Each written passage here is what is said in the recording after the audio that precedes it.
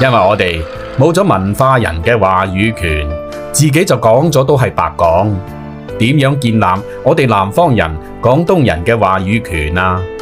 就係舊先講嘅，首先我哋唔好冷漠，我哋要團結。第二就係喺自己身上揾原因。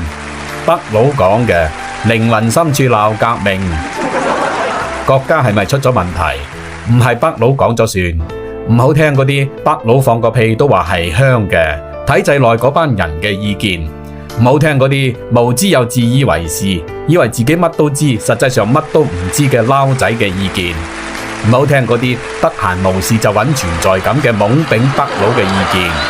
一定要相信我哋嘅自己人，我哋同聲同氣嘅朋友、同學、親人嘅意見，唔好冷漠，亦都唔好自卑，多啲關心你嘅同學、親人嘅失業率，多啲關心下佢哋過得好唔好，聽下佢哋嘅意見或者不幸，唔係飛仔哥危言聳聽。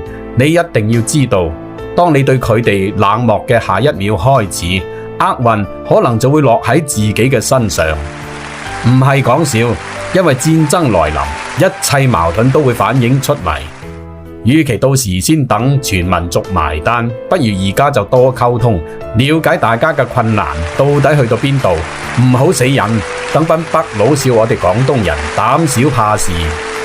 當然啦，溝通還溝通，溝通嘅目的係為咗團結廣東人、粵人，去打破北佬嘅歷史怪圈，去向前看，去發展。不過借錢嘅事呢，就要謹慎啦。到底借錢嘅人有冇盡力諗辦法生活？如果努力咗，政府又解決唔到嗰啲失業困難，先量力而行去幫忙。幫唔幫都有道理。